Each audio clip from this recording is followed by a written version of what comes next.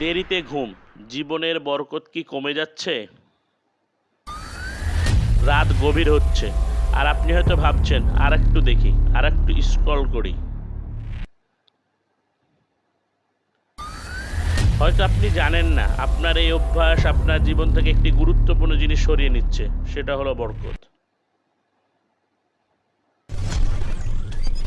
এক সময় এক ব্যক্তি বিখ্যাত জ্ঞানী ব্যক্তি ইব্রাহিম ইবনে আদহাম রহমতুল্লাহর কাছে এসে তর্ক করেছিলেন যে বরকত বলে কিছু নেই। শায়েখ মুচকি হেসে তাকে একটি সহজ প্রশ্ন করলেন, তুমি কি ছাগল আর কুকুর দেখেছো? ব্যক্তিটি জবাব দিল, জি দেখেছি। শায়েখ আবার জিজ্ঞেস করলেন, বলো তো এদের মধ্যে কে বেশি বাচ্চা দেয়?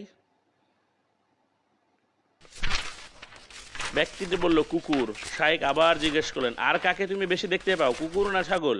ব্যক্তিটি বলল, ছাগল। লোকটি অবাক হয়ে গেল, কুকুর বেশি বাচ্চা দেয় অথচ ছাগলের সংখ্যায় বেশি দেখা যায় কেন? শায়েখ ইব্রাহিম রহমতুল্লাহ বলেন, এ হচ্ছে বরকত, ঘুম আর বরকতের রহস্য। এর কারণ কি জানেন? ছাগল সন্ধ্যার সাথে সাথেই ঘুমিয়ে পড়ে আর খুব ভোরে ঘুম থেকে ওঠে। এই সময়টা হচ্ছে আল্লাহর রহমত ও বরকত বর্ষণের সময়। ছাগলে বরকতের সময়টা জেগে থাকে, তাই তার জীবনে বরকত নেমে আসে। আর কুকুর, সে সারা রাত জেগে থাকে এবং ফজরের আগে ঘুমায়, সে বরকতের এই সময়টা ঘুমিয়ে কাটায়, তাই তার জীবনে বরকত আসে না। আমাদের জীবন ও বরকত।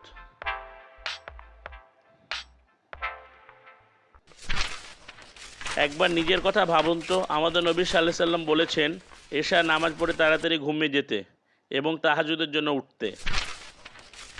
এই সময় আল্লাহ প্রথম আসমানে নেমে এসে বান্দাদের ডেকে বলেন, কে আছো ক্ষমা চাওয়ার জন্য, কে আছো দোয়া করার জন্য? কিন্তু আমরা কি করি? রাতভর মোবাইল আর ইন্টারনেটে বুঁদ হয়ে থাকি। ফজরের আজান হয় আর আমরা মনে করি ঘুমানোর সময় হয়েছে। আমরা দোয়া করি কিন্তু ভাবি কেন কবুল হচ্ছে না, আমাদের জীবনে বরকত কেন নেই? আসলে আমরা বরকতের সময়টাই ঘুমিয়ে কাটাই।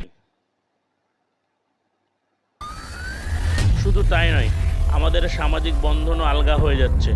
পরিবারে আমরা সময় দিতে পারছি না, কেবল কাজ, কাজ আর কাজ। পরিবর্তনের সময় এখন।